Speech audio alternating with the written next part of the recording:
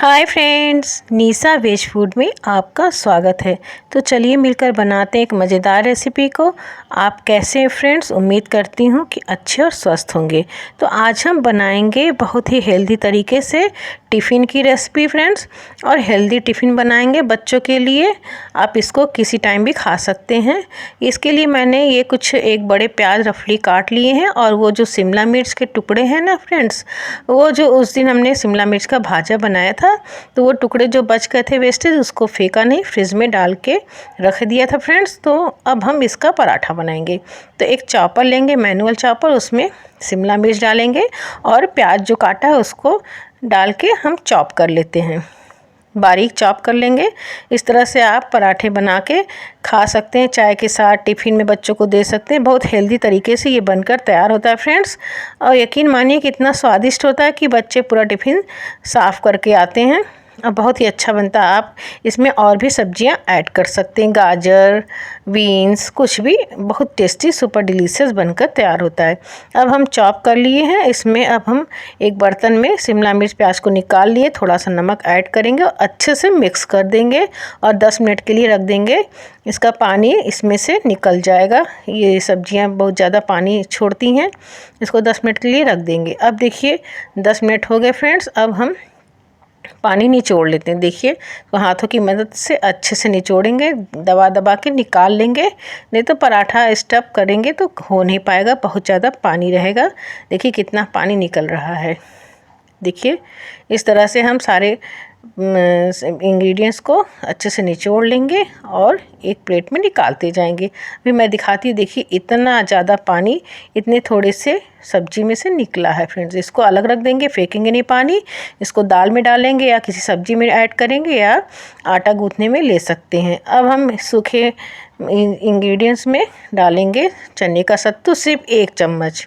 1 चम्मच से भी थोड़ा कम ही डाला है। थोड़ा सा चिली फ्लेक्स और नमक इसमें से पहले ही ऐड किया था फ्रेंड्स, और कुछ नहीं डालेंगे। इसको अच्छे से मिक्स कर लेंगे, बहुत अच्छे से मिला लेते हैं फ्रेंड्स।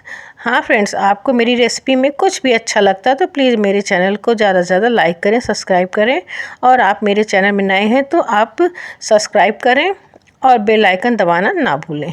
अब हम लेंगे, आटा गूँथ लेंगे, सॉफ्ट आटा डो लगाएंगे और एक लोई बनाकर उसको इस तरह से देखिए थोड़ा बेल के इस कटोरी नुमा हम बना लेंगे, कटोरी जैसा।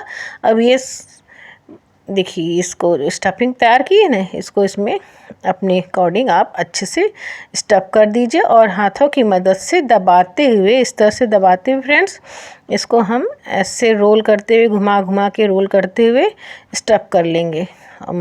और एक्स्ट्रा पार्ट जो होगा आटे का उसको निकाल देंगे फ्रेंड्स। इस तरह से स्टफ कर लेंगे और इसको हम सील पैक करके अच्छे से दबाकर एक रोटी जैसा पराठा बेल लेंगे। इसको पहले एक बार अच्छे से दबा देंगे जिससे एक साथ सा हो जाए सारी तरफ स्टफ, और हल्के हाथों से बेलेंगे और आप आराम से इसको बेल सकते हैं, ये फटेगा नहीं। अब उधर मैंने तवा रख दिया है गर्म होने के लिए। तवा मेरा गर्म हो रहा है, तब तक हम इसको सेक लेते हैं। देखिए तवे पे डाल दिए हैं पराठे को।